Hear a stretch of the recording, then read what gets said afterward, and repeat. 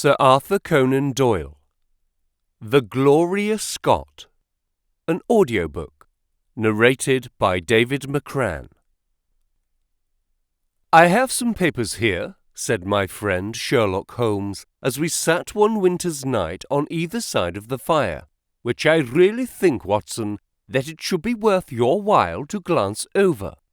These are the documents in the extraordinary case of the Gloria Scott, and this is the message which struck Justice of the Peace Trevor dead with horror when he read it." He had picked up from a drawer a little tarnished cylinder, and, undoing the tape, he handed me a short note scrawled upon a half-sheet of slate-grey paper. "The supply of game for London is going steadily up," it ran. "Headkeeper Hudson, we believe, has been now told to receive all orders for flypaper and for preservation of your hen pheasant's life." As I glanced up from reading this enigmatic message, I saw Holmes chuckling at the expression upon my face. "You look a little bewildered," said he. "I cannot see how such a message as this could inspire horror. It seems to me to be rather grotesque than otherwise." "Very likely. Yet the fact remains that the reader, who is a fine, robust man, was knocked clean down by it as if it had been the butt end of a pistol." "You arouse my curiosity," said I. "But why did you say just now that there were very particular reasons why I should study this case?" "Because it was the first in which I was ever engaged." I had often endeavoured to elicit from my companion what had first turned his mind in the direction of criminal research, but had never caught him before in a communicative humour. Now he sat forward in his armchair and spread out the documents upon his knees. Then he lit his pipe and sat for some time smoking and turning them over. "You never heard me talk of Victor Trevor?" he asked. "He was the only friend I made during the 2 years I was at college. I was never a very sociable fellow, Watson, always rather fond of moping in my rooms and working out my own little methods of thought, so that I never mixed much with the men of my year. Bar fencing and boxing, I had few athletic tastes, and then my line of study was quite distinct from that of the other fellows, so that we had no points of contact at all. Trevor was the only man I knew, and that only through the accident of his bull terrier freezing onto my ankle one morning as I went down to chapel. It was a prosaic way of forming a friendship, but it was effective. I was laid by the heels for 10 days, but Trevor used to come in to inquire after me. At first it was only a minute's chat, but soon his visits lengthened, and before the end of the term we were close friends. He was a hearty, full-blooded fellow, full of spirits and energy, the very opposite to me in most respects. But we had some subjects in common, and it was a bond of union when I found that he was as friendless as I. Finally, he invited me down to his father's place at Donnythorpe in Norfolk, and I accepted his hospitality for a month of the long vacation. Old Trevor was evidently a man of some wealth and consideration, a J.P. and a landed proprietor. Donnythorpe is a little hamlet just to the north of Langmere in the country of the Broads. The house was an old-fashioned, widespread, oak-beamed brick building with a fine lime-lined avenue leading up to it. There was excellent wild duck shooting in the fens, remarkably good fishing, a small but select library, taken over, as I understood, from a former occupant, and a tolerable cook, so that he would be a fastidious man who could not put in a pleasant month there. Trevor Senior was a widower, and my friend his only son. There had been a daughter, I heard, but she had died of diphtheria while on a visit to Birmingham. The father interested me extremely. He was a man of little culture, but with a considerable amount of rude strength, both physically and mentally. He knew hardly any books, but he had travelled far, had seen much of the world, and had remembered all that he had learned. In person, he was a thick-set, burly man with a shock of grizzled hair, a brown, weather-beaten face, and blue eyes which were keen to the verge of fierceness.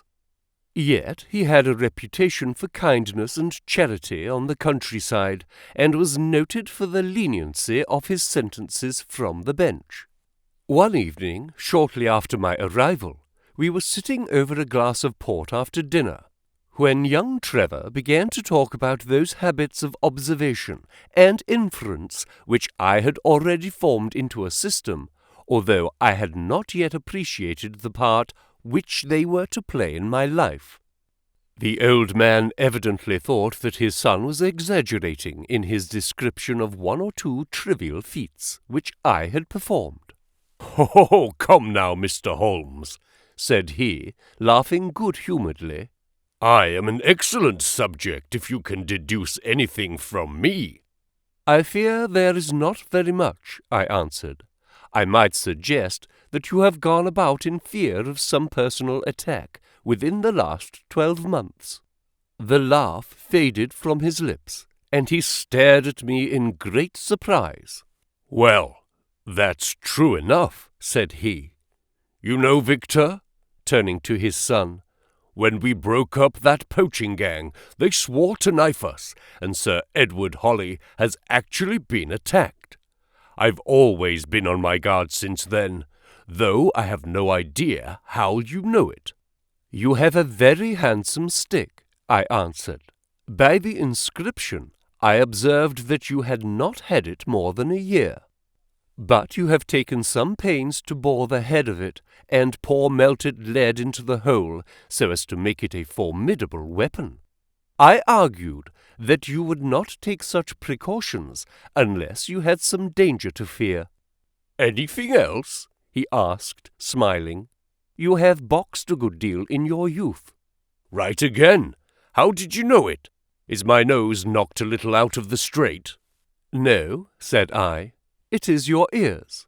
They have the peculiar flattening and thickening which marks the boxing man." "Anything else?" "You have done a good deal of digging by your callosities." "Made all my money at the goldfields."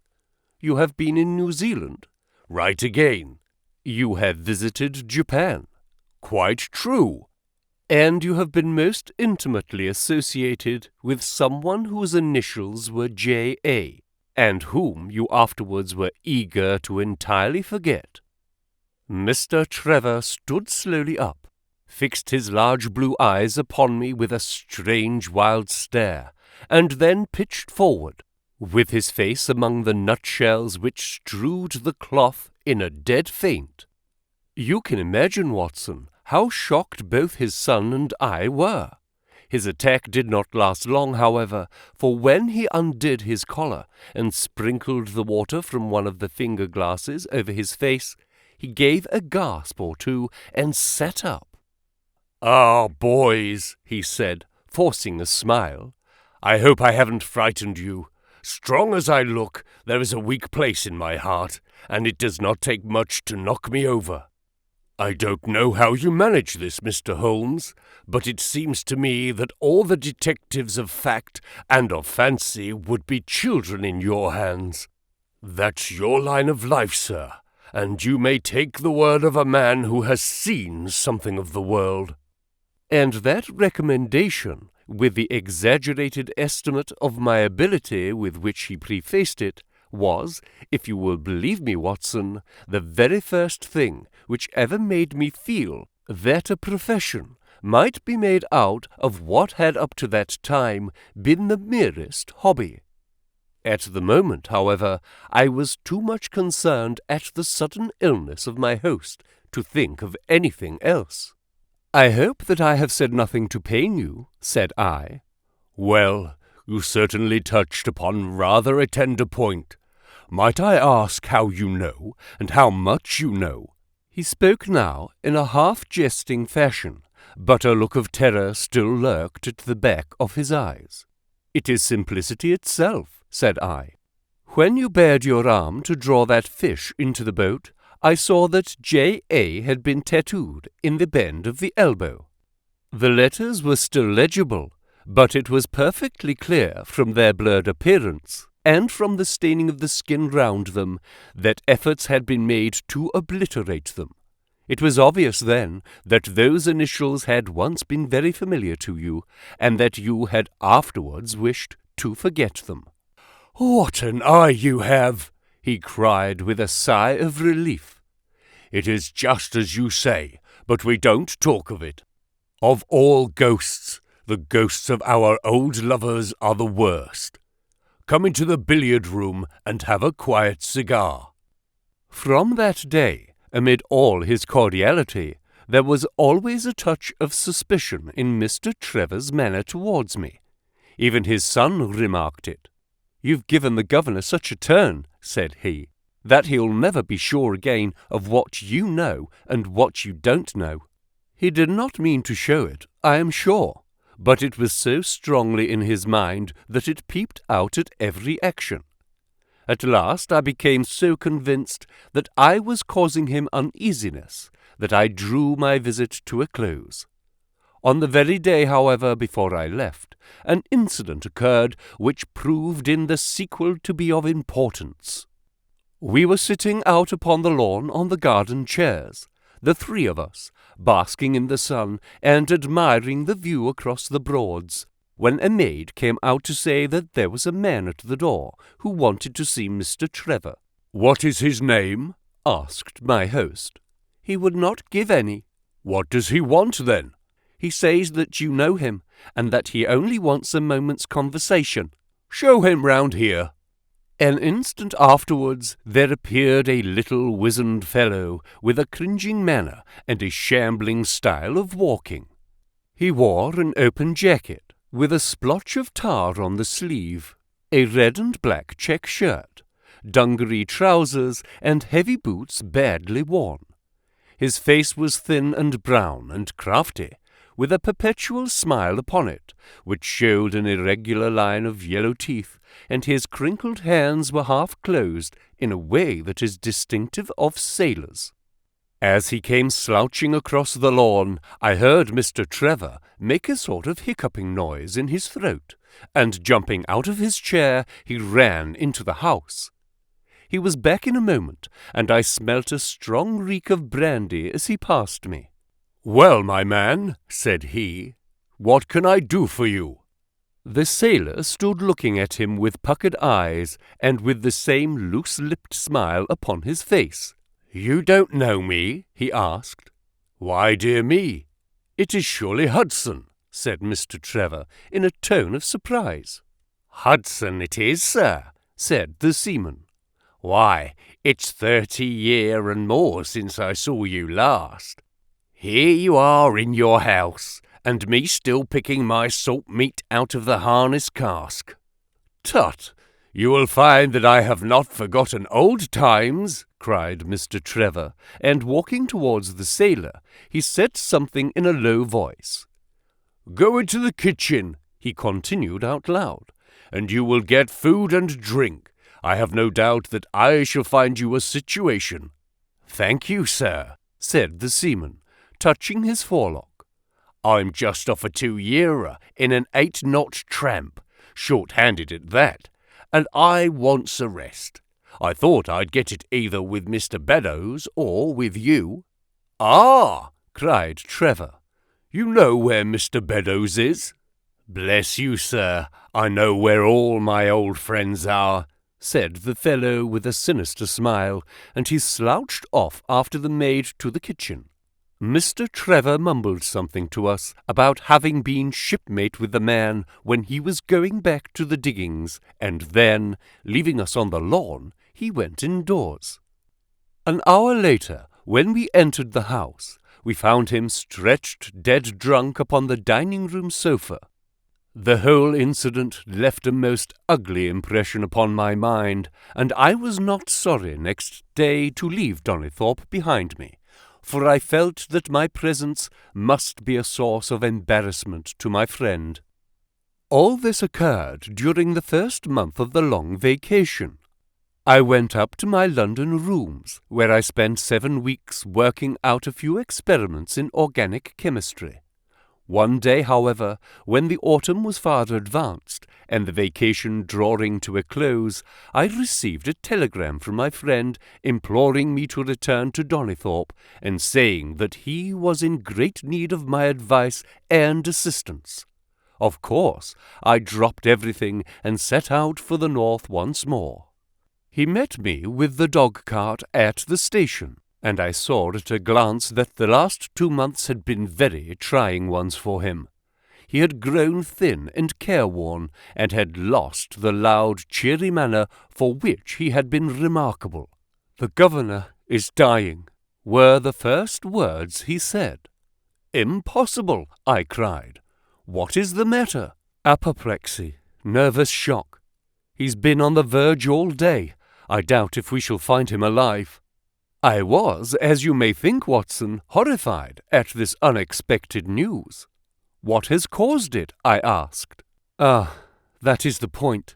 Jump in and we can talk it over while we drive. You remember that fellow who came upon the evening before you left us?" "Perfectly." "Do you know who it was that we let into the house that day?" "I have no idea." "It was the devil, Holmes," he cried. I stared at him in astonishment. "Yes, it was the devil himself.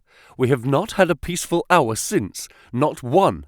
The governor has never held up his head from that evening, and now the life has been crushed out of him and his heart broken, all through this accursed Hudson." "What power had he then?" "Ah, that is what I would give so much to know. The kindly, charitable, good old governor. How could he have fallen into the clutches of such a ruffian? But I am so glad that you have come, Holmes. I trust very much to your judgment and discretion, and I know that you will advise me for the best." We were dashing along the smooth white country road, with the long stretch of the Broads in front of us, glimmering in the red light of the setting sun. From a grove upon our left, I could already see the high chimneys and the flagstaff which marked the squire's dwelling. "My father made the fellow gardener," said my companion, "and then, as that did not satisfy him, he was promoted to butler. The house seemed to be at his mercy, and he wandered about and did what he chose in it.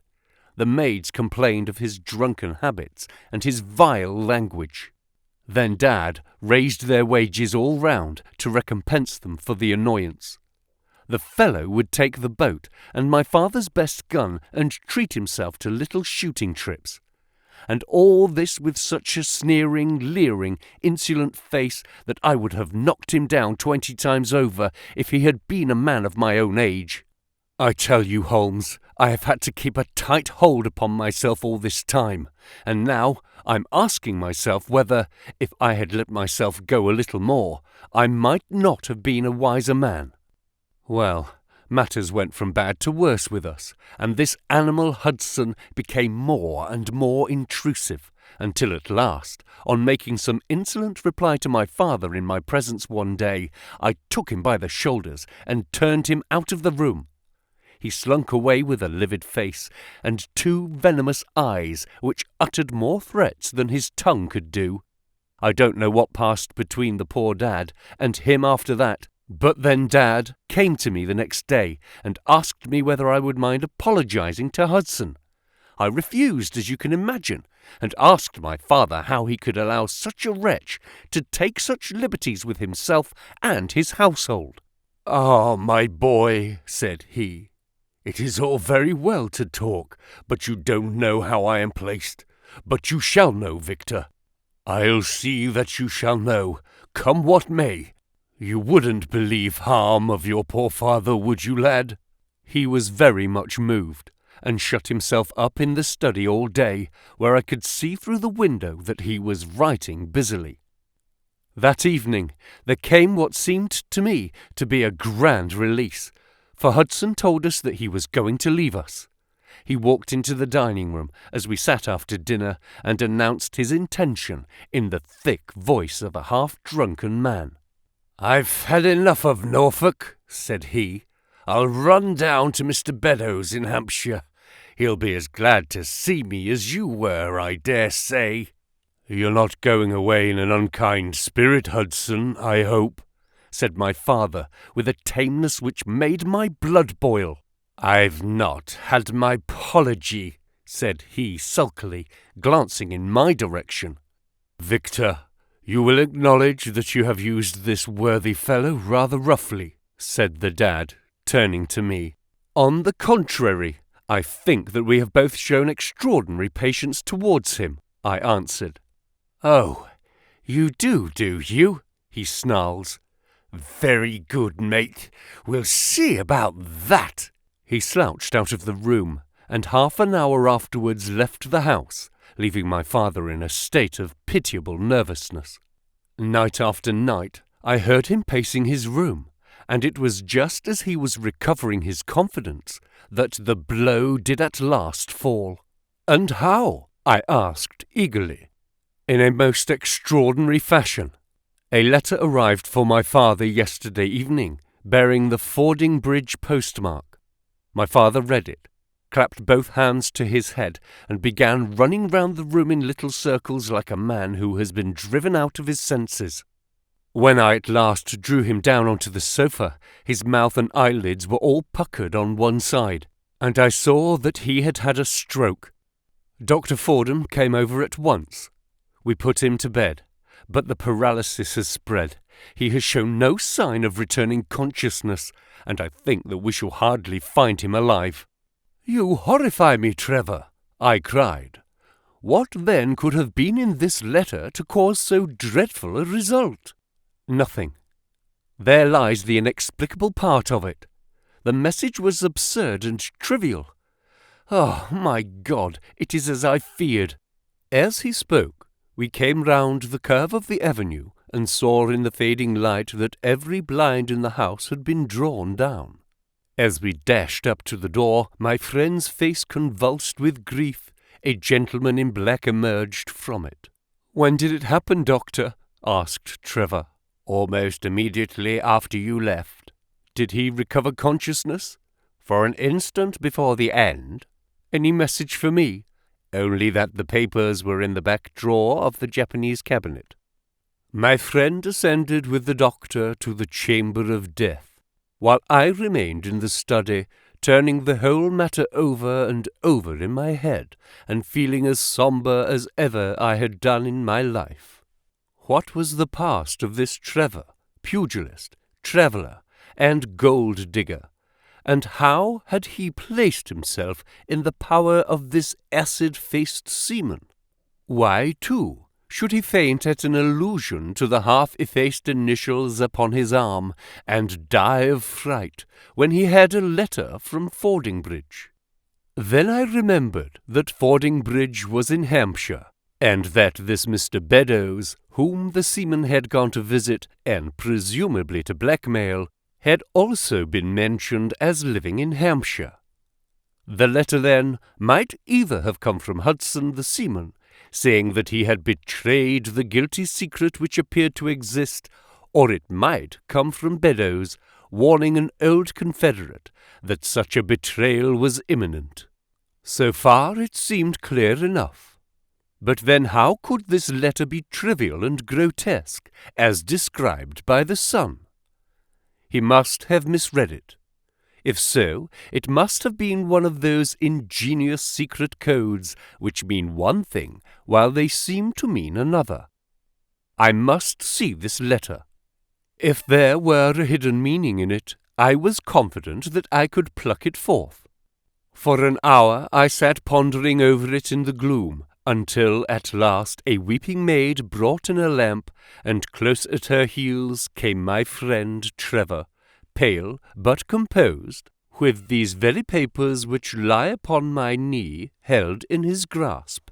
He sat down opposite to me, drew the lamp to the edge of the table, and handed me a short note scribbled, as you see, upon a single sheet of grey paper. The supply of game for London is going steadily up, it ran. Headkeeper Hudson, we believe, has been now told to receive all orders for flypaper and for preservation of your hen pheasant's life. I dare say my face looked as bewildered as yours did just now when first I read this message. Then I reread it very carefully. It was evidently as I had thought, and some secret meaning must lie buried in this strange combination of words. Or could it be that there was a prearranged significance to such phrases as flypaper and hen pheasant? Such a meaning would be arbitrary, and could not be deduced in any way, and yet I was loath to believe that this was the case, and the presence of the word Hudson seemed to show that the subject of the message was as I had guessed, and that it was from Beddoes rather than the sailor. I tried it backwards, but the combination life, pheasants, hen was not encouraging. Then I tried alternate words, but neither the of for nor supply game London promised to throw any light upon it. And then, in an instant, the key of the riddle was in my hands, and I saw that every third word, beginning with the first, would give a message which might well drive old Trevor to despair. It was short and terse, the warning, as I now read it to my companion. The game is up. Hudson has told all. Fly for your life. Victor Trevor sank his face into his shaking hands. It must be that, I suppose, said he. This is worse than death, for it means disgrace as well. But what is the meaning of these head keepers and hen pheasants? It means nothing to the message, but it might mean a good deal to us if we had no other means of discovering the sender. You see that he has begun by writing, "The game is," and so on. Afterwards, he had, to fulfill the prearranged cipher, to fill in any two words in each space. He would naturally use the first words which came to his mind, and if there were so many which referred to sport among them, you may be tolerably sure that he is either an ardent shot or interested in breeding. Do you know anything of this Beddoes? Why, now that you mention it, said he, I remember that my poor father used to have an invitation from him to shoot over his preserves every autumn. Then it is undoubtedly from him that the note comes, said I. It only remains for us to find out what this secret was which the sailor Hudson seems to have held over the heads of these two wealthy and respected men. Alas, Holmes, I fear that it is one of sin and shame, cried my friend. But from you I shall have no secrets. Here is the statement which was drawn up by my father when he knew that the danger from Hudson had become imminent. I found it in the Japanese cabinet, as he told the doctor. Take it and read it to me, for I neither have the strength nor the courage to do it myself. These are the very papers, Watson, which he handed to me, and I will read them to you as I read them in the old study that night to him.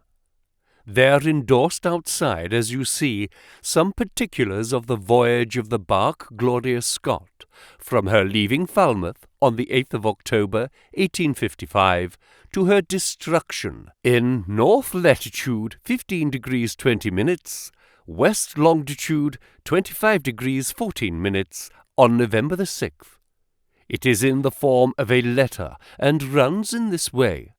My dear, dear son, now that approaching disgrace begins to darken the closing years of my life, I can write with all truth and honesty that it is not the terror of the law, it is not the loss of my position in the country, nor is it my fall in the eyes of all who have known me, which cuts me to the heart, but it is the thought that you should come to blush for me, you who love me, and who have seldom, I hope, had reason to do other than respect me. But if the blow falls which is forever hanging over me, then I should wish you to read this, that you may know straight from me how far I have been to blame. On the other hand, if all should go well, which may kind God Almighty grant, Then if by any chance this paper should be still undestroyed and should fall into your hands, I conjure you, by all you hold sacred, by the memory of your dear mother, and by the love which had been between us, to hurl it into the fire, and to never give one thought to it again. If then your eye goes on to read this line, I know that I shall already have been exposed and dragged from my home, or as if more likely, for you know that my heart is weak, by lying with my tongue sealed forever in death. In either case, the time for suppression is past, and every word which I tell you is the naked truth, and this I swear as I hope for mercy. My name, dear lad, is not Trevor. I was James Armitage in my younger days, and you can understand now the shock that it was to me a few weeks ago when your college friend addressed me in words which seemed to imply that he had surmised my secret. As Armitage, it was that I entered a London banking house, and as Armitage I was convicted of breaking my country's laws and was sentenced to transportation.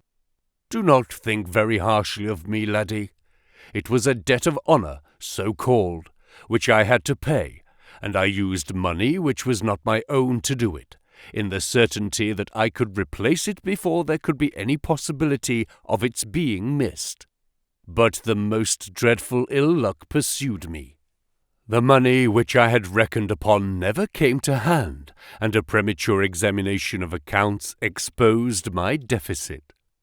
The case might have been dealt leniently with, but the laws were more harshly administered 30 years ago than now, and on my 23rd birthday I found myself chained as a felon with 37 other convicts in between decks of the bark Gloria Scott, bound for Australia.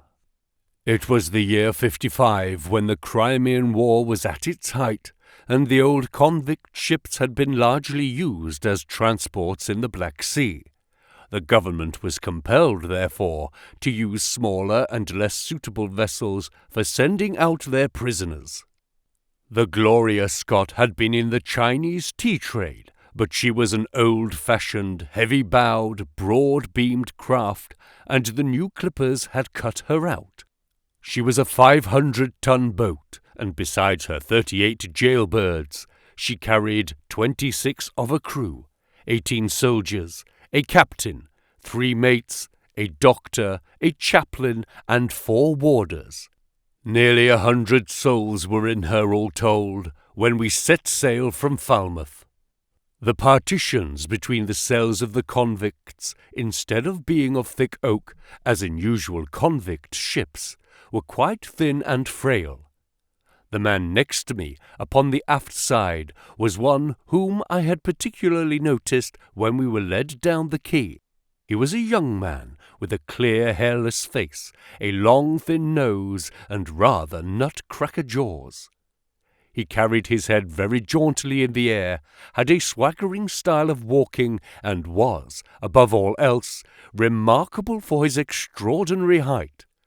I don't think any of our heads would have come up to his shoulder, and I'm sure that he could not have measured less than 6.5 feet. It was strange among so many sad and weary faces to see one which was full of energy and resolution. The sight of it was to me like a fire in a snowstorm. I was glad then to find that he was my neighbour, and gladder still when in the dead of the night I heard a whisper close to my ear, and found that he had managed to cut an opening in the board which separated us. "Hello, chummy," said he. "What's your name, and what are you here for?" I answered him, and asked him in turn who I was talking with. "I'm Jack Prendergast," said he, "and by God, you'll learn to bless my name before you've done with me." I remember hearing of his case, for it was one which had made an immense sensation throughout the country some time before my own arrest. He was a man of good family and of great ability, but of incurably vicious habits, who had by an ingenious system of fraud obtained huge sums of money from the leading London merchants. "Ha ha ha! You remember my case," said he proudly. "Very well indeed. Then maybe you remember something queer about it." "What was that then?" "I had nearly $250,000, hadn't I?" "So it was said. But none was recovered, hey?" "No." "Well, where do you suppose the balance is?" he asked. "I have no idea," said I. "Right between my finger and thumb," he cried. "By God, I've got more pounds to my name than you've hairs on your head, and if you've money, my son, and know how to handle it and spread it, you can do anything. Now, you don't think it likely that a man who could do anything is going to wear his breeches out sitting in the stinking hole of a rat-gutted, beetle-ridden, mouldy old coffin of a China coaster? No, sir, such a man will look after himself and will look after his chums. You may lay to that. You hold on to him, and you may kiss the book that he'll haul you through." That was his style of talk, and at first I thought it meant nothing, but after a while, when he had tested me and sworn me in with all possible solemnity, he let me understand that there really was a plot to gain command of the vessel. A dozen of the prisoners had hatched it before they came aboard. Prendergast was the leader, and his money was the motive power. "I'd a partner," said he, "a rare good man, as true as a stock to a barrel. He's got the dibs, he has, and where do you think he is at this moment? Why, he's the chaplain of the ship, the chaplain no less. He came aboard with a black coat, and his papers right, and money enough in his box to buy the thing right up from the keel to main truck. The crew are his, body and soul. He could buy 'em at so much a gross with a cash discount, and he did it before ever they signed on. He's got 2 of the warders and the mercer, the second mate, and he'd get the captain himself if he thought him worth it." "What are we to do then?" I asked. "What do you think?" said he. "We'll make the coats of some of these soldiers redder than ever the tailor did." "But they are armed," said I. "And so shall we be, my boy. There's a brace of pistols for every mother's son of us, and if we can't carry this ship, with the crew at our back, it's time we were all sent to a young Mrs. boarding school. You speak to your mate upon the left tonight, and see if he's to be trusted." I did so, and found my other neighbour to be a young fellow in much the same position as myself, whose crime had been forgery. His name was Evans, but he afterwards changed it like myself, and he is now a rich and prosperous man in the south of England. He was ready enough to join the conspiracy as the only means of saving ourselves, and before we had crossed the bay there were only 2 of the prisoners who were not in the secret. One of these was of weak mind, and we did not dare to trust him, and the other was suffering from jaundice, and could not be of any use to us. From the beginning there was really nothing to prevent us from taking possession of the ship. The crew were a set of ruffians specially picked for the job.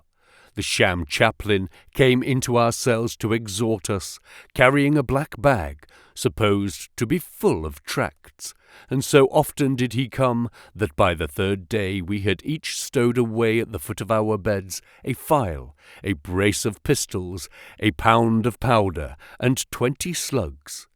2 of the warders were agents of Prendergast, and the second mate was his right-hand man. The captain, the 2 mates, 2 warders, Lieutenant Martin, his 18 soldiers, and the doctor were all that we had against us. Yet, safe as it was, we determined to neglect no precaution and to make our attack suddenly by night. It came, however, more quickly than we expected, and in this way. One evening, about the 3rd week after our start, the doctor had come down to see one of the prisoners who was ill, and putting his hands down on the bottom of his bunk, he felt the outline of the pistols. If he had been silent, he might have blown the whole thing, but he was a nervous little chap, so he gave a cry of surprise and turned so pale that the man knew what was up in an instant and seized him. He was gagged before he could give the alarm and tied down upon the bed. He had unlocked the door that led to the deck, and we were through it in a rush. 2 sentries were shot down, and so was a corporal who came running to see what was the matter. There were 2 more soldiers at the door of the stateroom, and their muskets seemed not to be loaded, for they never fired upon us, and they were shot while trying to fix their bayonets. Then we rushed on into the captain's cabin, but as we pushed open the door, there was an explosion from within, and there he lay, with his brains smeared over the chart of the Atlantic, which was pinned upon the table, while the chaplain stood with a smoking pistol in his hand at his elbow. The 2 mates had both been seized by the crew, and the whole business seemed to be settled. The stateroom was the next cabin, and we flocked in there and flopped down on the settees, all speaking together, for we were just mad with the feeling that we were free once more. There were lockers all around, and Wilson, the sham chaplain, knocked one of them in and pulled out a dozen of brown sherry. We cracked off the necks of the bottles, poured the stuff out into tumblers, and were just tossing them off, when in an instant, without warning, there came the roar of muskets in our ears, and the saloon was so full of smoke that we could not see across the table. When it cleared again, the place was a shambles. Wilson and 8 others were wriggling on the top of each other on the floor, and the blood and the brown sherry on that table turns me sick now when I think of it. We were so cowed by the sight that I think we should have given the job up if it had not been for Prendergast. He bellowed like a bull and rushed for the door with all that were left alive at his heels. Out we ran, and there on the poop were the lieutenant and 10 of his men. The swing skylights above the saloon table had been a bit open, and they had fired on us through the slit. We got on them before they could load, and they stood to it like men, but we had the upper hand of them, and in 5 minutes it was all over. My God, was there ever a slaughterhouse like that ship? Prendergast was like a raging devil, and he picked the soldiers up as if they had been children and threw them overboard, alive or dead. There was one sergeant that was horribly wounded, and yet kept on swimming for a surprising time, until someone, in mercy, blew out his brains. When the fighting was over, there was no one left of our enemies except just the warders, the mates, and the doctor. It was over them that the great quarrel arose. There were many of us who were glad enough to win back our freedom, and yet who had no wish to have murder on our souls. It was one thing to knock the soldiers over with their muskets in their hands, and it was another to stand by while men were being killed in cold blood. 8 of us, 5 convicts and 3 sailors, said that we would not see it done. But there was no moving Prendergast and those who were with him. Our only chance of safety lay in making a clean job of it, said he, and he would not leave a tongue with the power to wag in a witness box. It nearly came to our sharing the fate of the prisoners, but at last he said that if we wished, we might take a boat and go. We jumped at the offer, for we were already sick of these bloodthirsty doings, and we saw that there would be worse before it was done. We were given a suit of sailors' togs each, a barrel of water, 2 casks, one of junk and one of biscuits, and a compass. Prendergast threw us over a chart, told us that we were shipwrecked mariners whose ship had foundered in latitude 15 degrees north and longitude 25 degrees west, and then cut the painter and let us go. And now I come to the most surprising part of my story, my dear son.